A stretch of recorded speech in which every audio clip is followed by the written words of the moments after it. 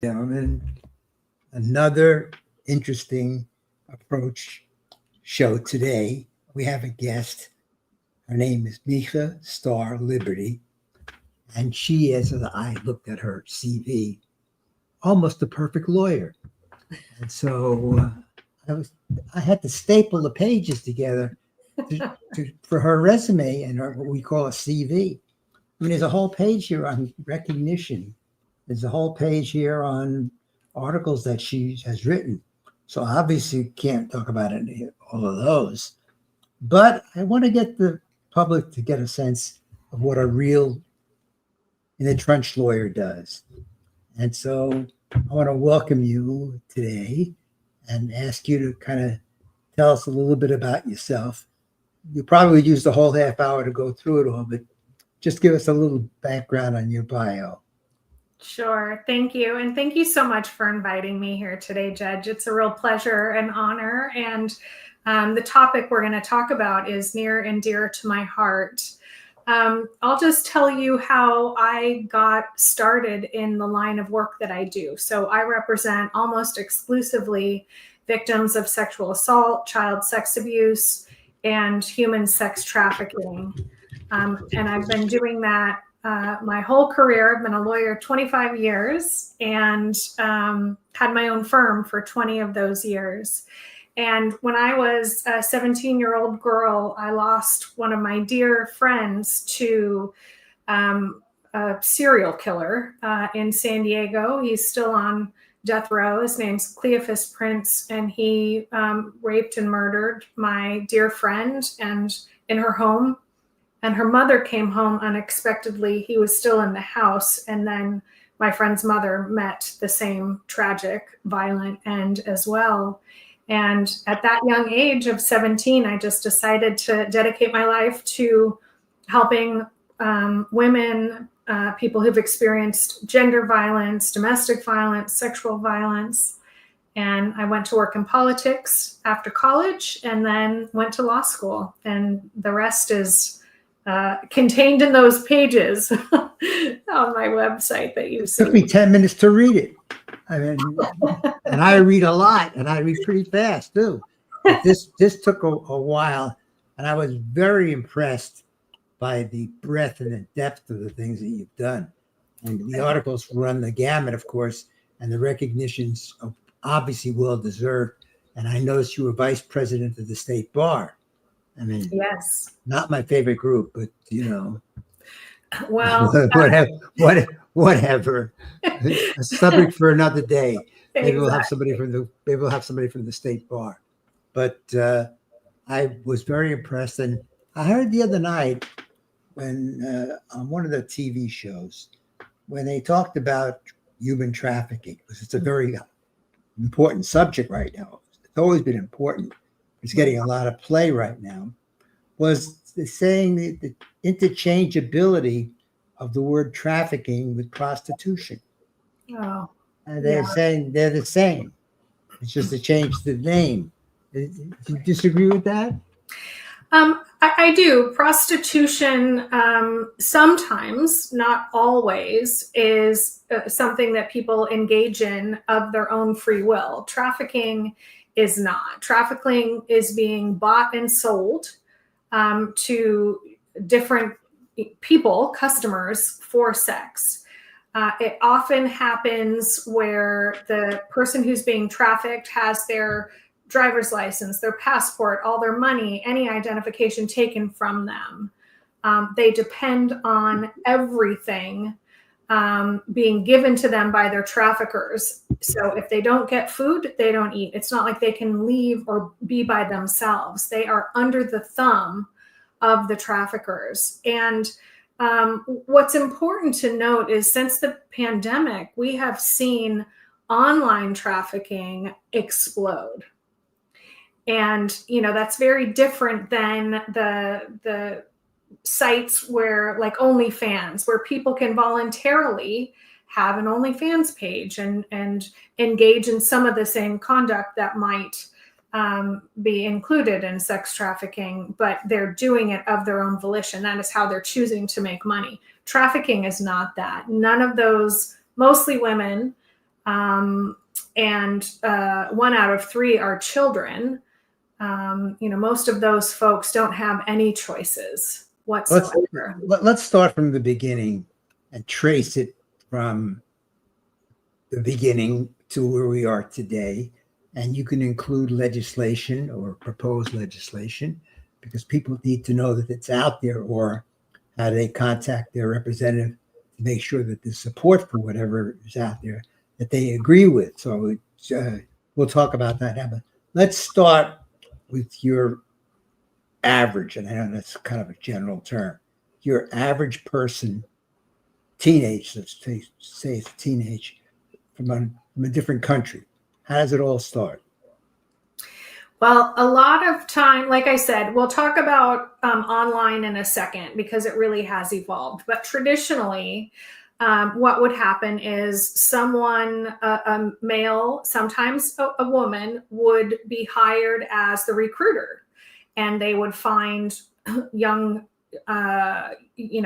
teenage girls and boys, befriend them. Sometimes they would engage in what the trafficking victim, thought was a consensual romantic relationship. And then that trafficker would then try to sell them or try to convince their girlfriend to spend time with another adult friend who was really a John.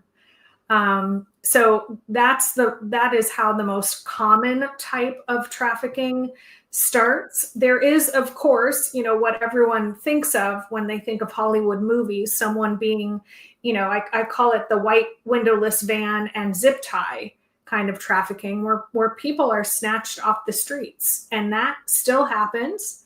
It's a lot more rare because it's easier to get caught. But that still absolutely happens.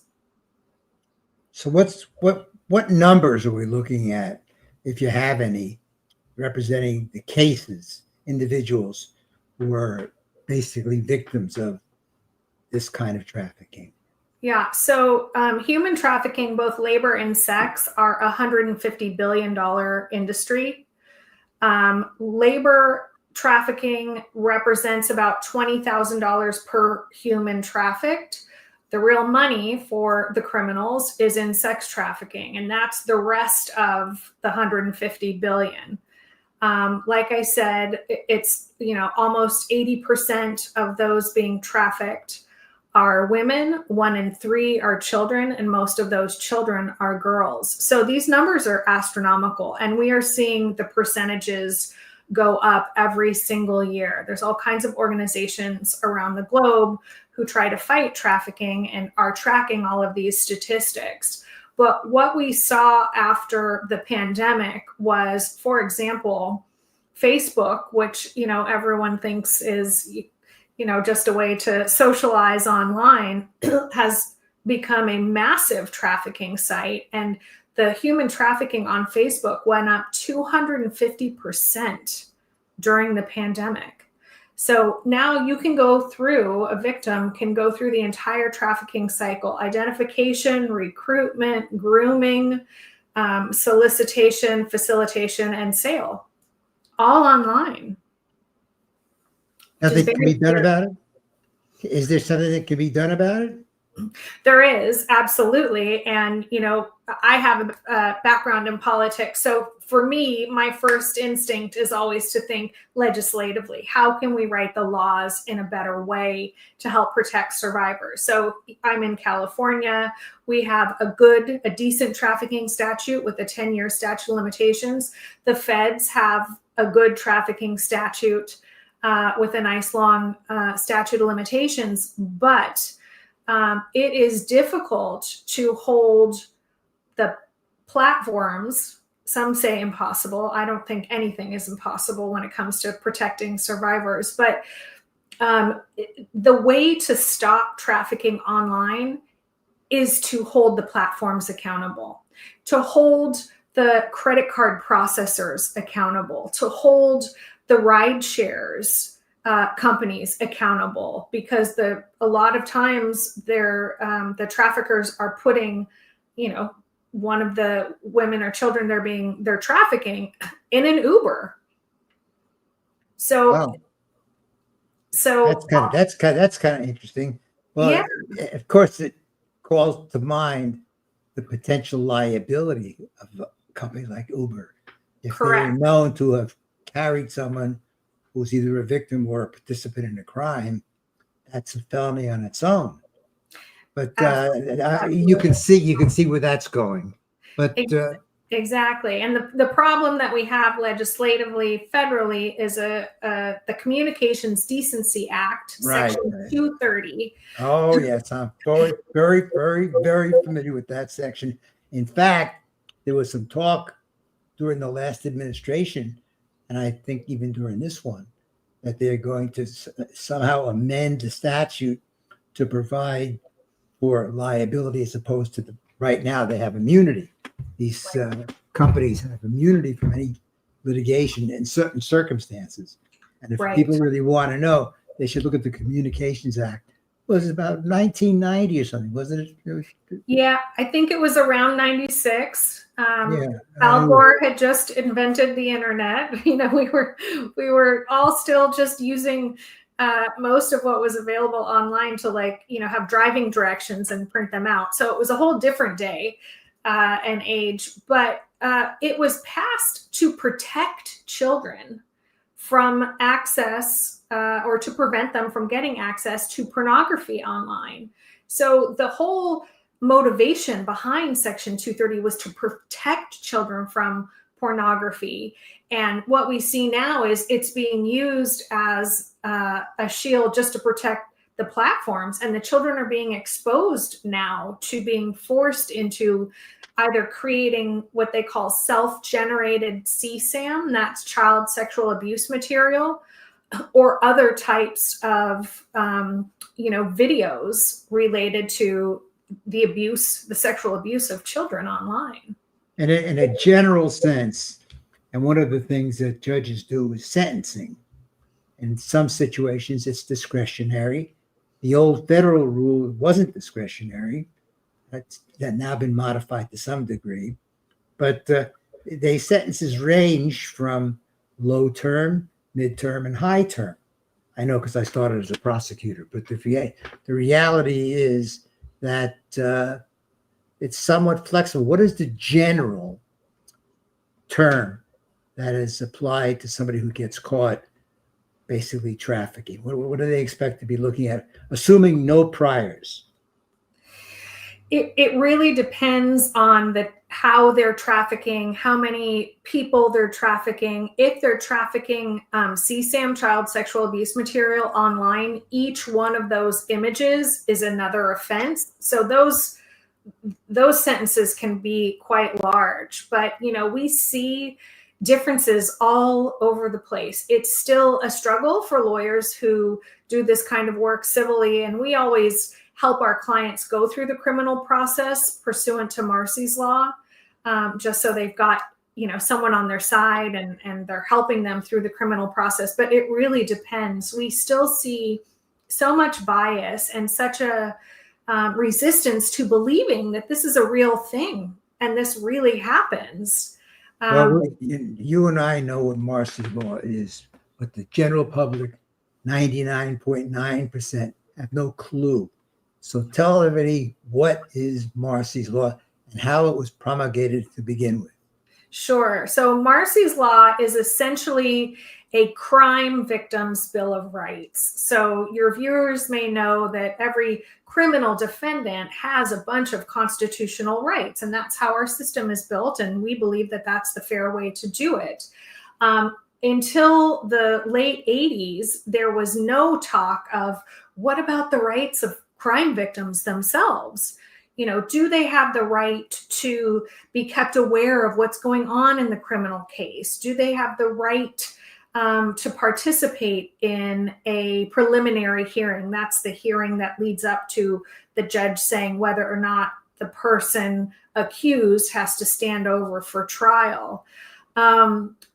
It was Marcy's Law was written by Marcy's brother, and Marcy was a young woman who was a victim of domestic violence and eventually killed by her partner. in Santa Barbara County. And when the partner was going through the criminal process, the parents weren't getting any information about what was going on. After Marcy's funeral, her parents went to a store just to pick up some food. You know, they were distraught. They hadn't been home, so they needed to get something to have for dinner that night. Coincidentally, the perpetrator who killed their daughter was in the grocery store with them. And he turned around and started yelling at them. And they, went and complained and said, how could you let him out? He had been in custody. They let him out. They didn't, the parents weren't notified that he was out. So Marcy's brother went on a nationwide campaign, and he actually got our California Constitution amended by proposition to allow for crime victims to have rights as they're going through the criminal process as victims of crime. And now almost every state has some sort of Marcy's Law protection, and a lot of them have put it into their constitutions as well. For those of us who follow it, the Communication Act that we've been talking about, it was basically lobbied for by the companies, which is not unusual. And so what does the Communication Act mean as it stands today without any amendments or modifications? It essentially says that you can't hold an internet service provider or an internet content provider accountable for the dissemination of child pornography or CSAM, or any material that could cause eating disorders, encourage self-harm. I mean, we're seeing so many different claims being brought against the online companies, all these platforms, because they cause depression and, the outgrowth of all of that. But the way that it's being interpreted now is if anything's on a platform and the platform didn't put it there, they're not responsible for it. But to my mind, they're wrong because they profit from it. They won't take down, if you report CSAM, even though there are laws that say you've got to take it down, you've got to respond, they don't respond to the complaints when you say, hey, my child is depicted in child pornography on your platform, and they don't take it down right away. And the reason why they don't is because this kind of content gets so much traffic, and it's retweeted or shared, and there are known hashtags. So the perpetrators know what to look for when they're, searching on Twitter, Facebook, Instagram, all of them. And the companies are able to sell more ad space. That's really what we're talking about. They don't want to have to take it down. They don't want to be responsible, even though they're profiting from it. And they don't want their numbers to go down because that's how they sell. Okay, so let's look forward now. What is the proposed legislation meant to accomplish? The proposed legislation that there's a Stop CSAM federally, which is essentially, the standard is so high and so impossible, it might as well be called Start CSAM. There's a private right of action statute that's being proposed here in California. What does that mean? So a private right of action, a lot of claims like the criminal code, for example, for your viewers, only the government can prosecute those cases. So a victim of a crime doesn't always have the ability to go into a civil court and say, I'm a victim of a crime, but I also, would like to recover because of the negligence of this perpetrator or whatever. You can't always do that unless legislation is passed that includes some language that says the person, the individual, is allowed to file a case in court. Not a criminal case. Not a criminal case. That's right. That's right. That is never going to change. It's embedded in our Constitution. But what's the success rate been in terms of prosecutions? Well, criminal prosecutions have been pretty darn successful. It's just getting the different law enforcement agencies to pay attention, and to decide to actually press charges and go forward. We've seen a lot of work on revenge porn cases here in California when the former vice president was the attorney general here. We've seen federal cases go forward. And right now we're kind of watching all the different circuits. And for your viewers, that means in federal court, there's, every state has federal courts, and there's different districts. And then they have bosses who hear all the appeals. And so what we're doing is trying out different strategies in different circuits to see what kind of opinions we're getting to try and tee things up to get Section 230 before the Supreme Court again at some point. And we just got a great ruling from the Ninth Circuit about the Doe v. Twitter case. I think just yesterday or the day before. So tell us what that is. What is Doe versus Twitter? So the Doe versus Twitter case is one of the first cases that was filed in the country against an online platform for hosting and allowing the increased dissemination and failing to take down child pornography for two young boys who reported that their sexual assaults had been recorded and were being traded and sold and shared on Facebook. And both of these boys had to fight with Twitter, bring their parents in to get involved, to fight with Twitter, to say, hey, look, this is my kid in this video. This is his abuse.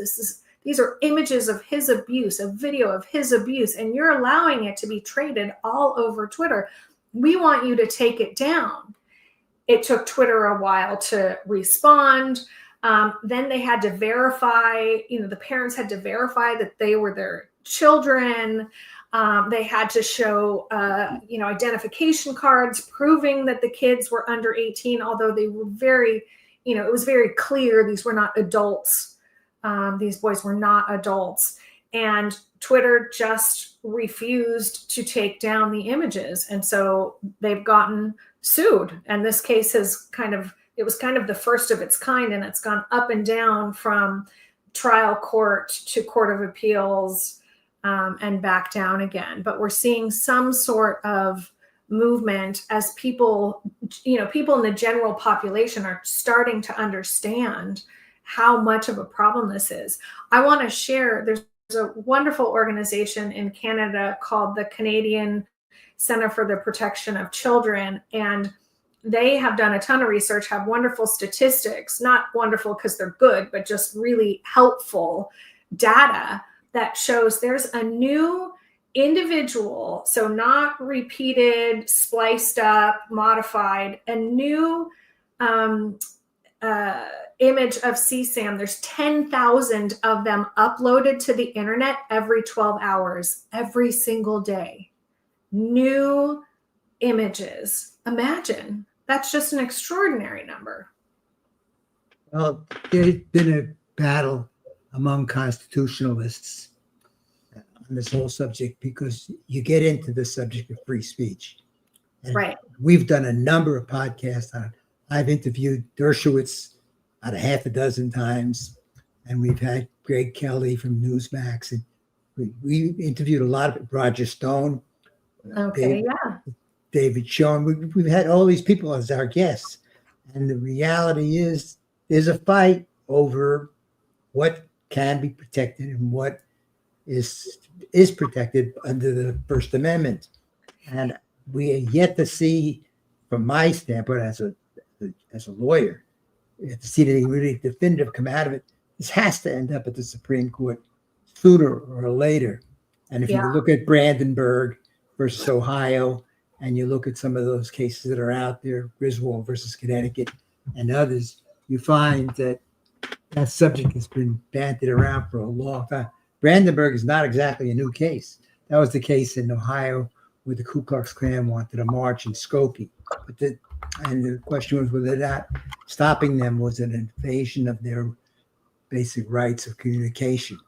And so Yeah, constitutionally, we're looking at potentially some big changes. I would intellectually, I would say that. Of course, you have exactly.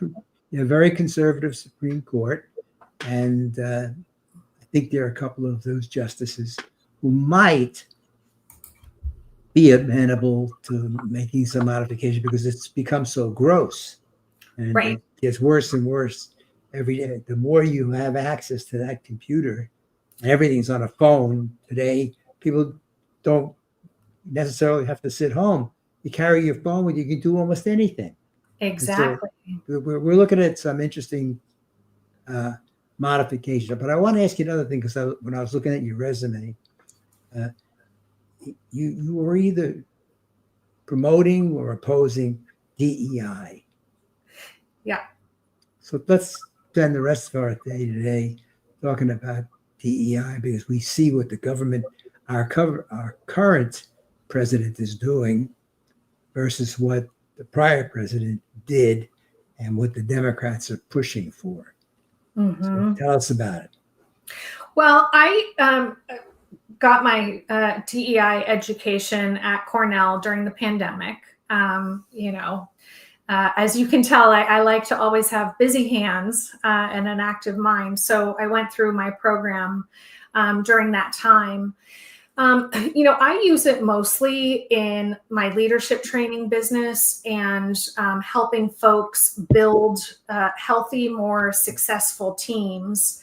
I do trainings for law firms, governmental entities, but again, mostly for private businesses, all kind of built around the argument that diverse teams are more profitable and more healthy. The other thing that I do is train teams how to be trauma informed. And I think these two things go together. When you're dealing...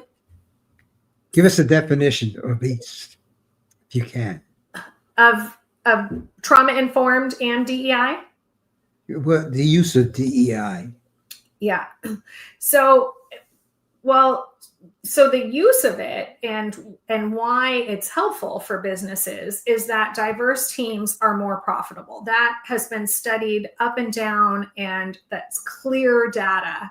So if you want to have a healthy business and have staff be getting along rather than traumatized or fighting amongst each other, bringing other perspectives in makes ideas better, makes KPIs more achievable, key performance indicators more achievable. It really just helps lift the boat of any team or business when they're focusing on how do I make this product or this service more sellable, more appealable to this certain target demographic. Well, don't you think that, playing devil's advocate with you, don't you think that kind of goes against the selection process and use of talent and experience versus just picking somebody because they're in a minority or something else? Don't you think that's prejudicial to the average guy or gal on the street?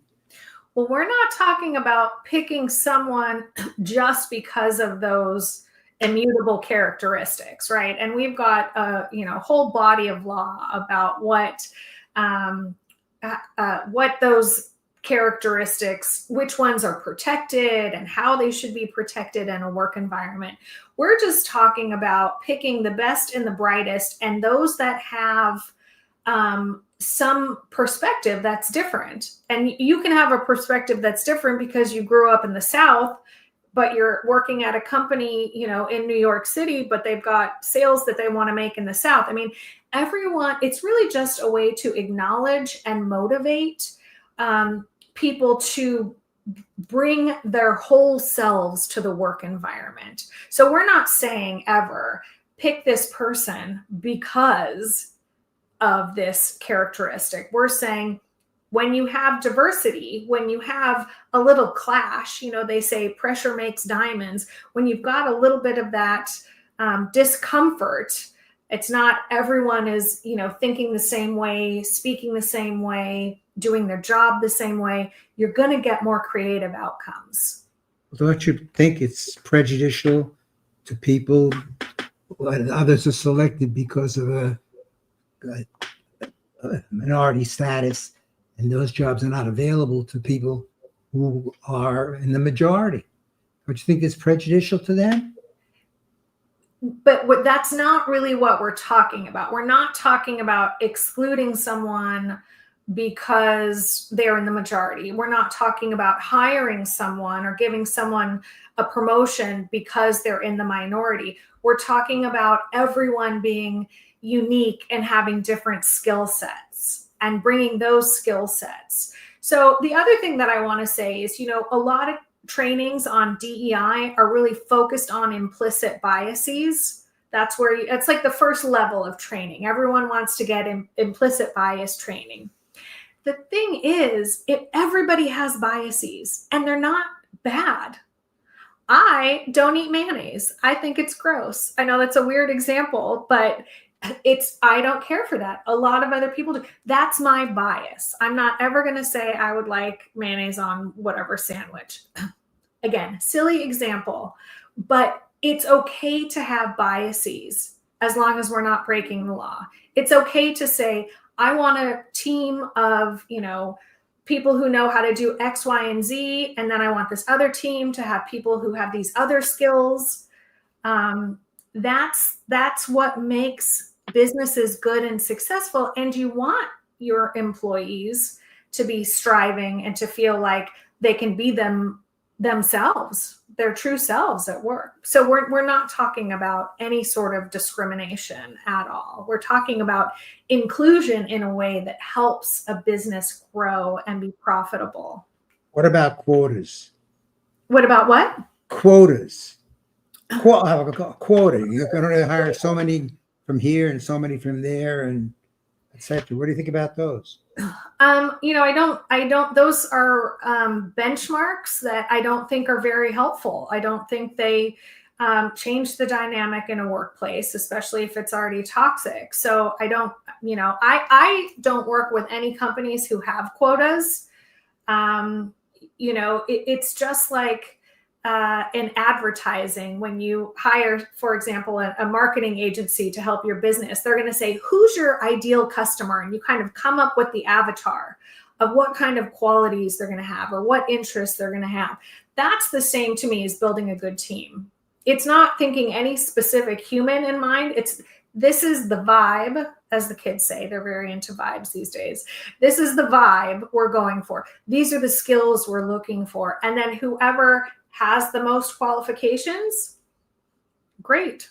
Why do you think there's so much negativity and opposition to DEI programs?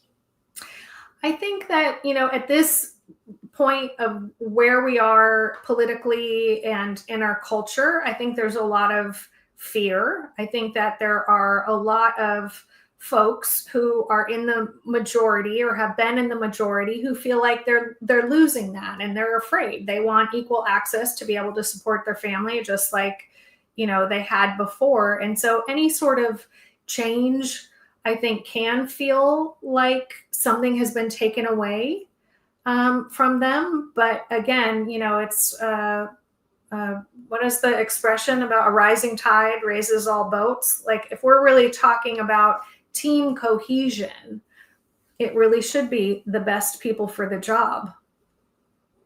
Best people for the job has nothing to do with where they come from, do they? No. Or the color of their skin or their gender or gender identity or any of those things. It's who has the skills and who is going to bring a different perspective to challenge the status quo, to increase profits and to increase cohesion. A lot of times we do see people who come from underrepresented groups having different challenges that the rest of the team hasn't had. And that, learning about and understanding that experience, that lived experience can help. Why is ways. Why is there so much opposition? And there is a lot of opposition. Well, there is a lot of opposition, and there's a lot of stuff going on politically and in this country right now, where there are very strong opinions being expressed on social media that are not compassionate and that are not really open-minded. But that's that's unfortunate. I think that if we could all take a step back and take a look at where we were and where we want to be, we might be able to kind of bridge the gap. But right now it's really us versus them mentality, and a lot of people are feeling unprotected. Well, in the remaining 1 minute, I think, where are we going with this? Is there going to be some way that the balance will be found? Or is there going to be an opposition like there is right now that's going to take effect? Or is other things going to happen on the horizon? I think there's going to be a growing understanding of what diversity, equity, and inclusion really means. I think that there was a lot of fear. People were afraid they would lose their job to someone who checked a box that they didn't check, and maybe they thought that person was unqualified or underqualified or whatever. But people tend to be magnanimous until they see that something, or fear that something is going to hurt them, and then folks become self-interested. So if we are just all trying to row in the same direction, then I think that things tend to work themselves out, if we're talking in a business perspective. And in terms of the government and politics, we're in a very strange time right now. It's very different than anything we've seen in this country, and so different groups are going to have different perspectives on what they think is right and what directions they want to go in. But I don't think just because someone would like to hire someone who happens to check a box or is diverse in one category or 10 categories, I don't think we should tell private businesses, and I don't think the government should operate from a perspective where they're saying we're not going to allow any of that. I think that's going to hurt our economy. Maybe it will, and maybe it won't. I guess we'll have to wait and find out, or there's always going to be some slight modifications or compromises. But I agree with you. Politically, there's a big, big divide right now. The Democrats are very much in favor. The Republicans are opposed. I mean, that's pretty clear from the statistics. No matter what you watch, whether you watch it CNN, you get the left side, or you watch a Newsmax and you get the right side. But the bottom line really is, it's really pretty fluid now, isn't it? It is. It is. And I'm just hoping we can all kind of get back together on some level, just to make sure we're doing what we can for future generations. We have obligations. Well, yeah, I just want to kind of close with the comment, kind of like a personal view of it. Hatred, if you look at the hatred, of course, is ego. And a lot of that hatred stems from the thought that somebody's going to take away what I have. And in reverse, somebody has something that I want and I don't have it. So if you look at things like anti-Semitism and otherwise, you're going to find that's basically where we're at. Because most of these people, if you ask them why they hate something, they don't have a reason. It's Right. just they just do it. But the real reason is the subliminal spiritual side of it. If you hate somebody, you're doing yourself real damage, because you're attracting what you put out there. And if you want to hate somebody, somebody's going to hate you too. So that's the way it works. Anyway, I want to thank you. It was a very interesting discussion. I learned a lot. In fact, one of the benefits of doing these podcasts is I'm learning about all these subjects. So when I first started to practice law, I had a case involving cattle feeding. What do I know about cattle feeding? Nothing. But at the end of the day, I knew how much it took, how much they had to eat, prices and whatever. So you learn something by listening to others and not just to listen to yourself talk. So I want to thank you. It was very, very interesting and educational. And I wish you well in your future endeavors. Take a nap sometime. Thank you, Your Honor. Is that court ordered? Because I will if I'm ordered. By the way, I do miss doing it. I think my personality kind of has been shaped by my 10 years on the bench. And the reality is it's hard to adjust sometimes, not be too oppressive. So we work very hard at it. So thanks very much, and we'll see you again. Thank you.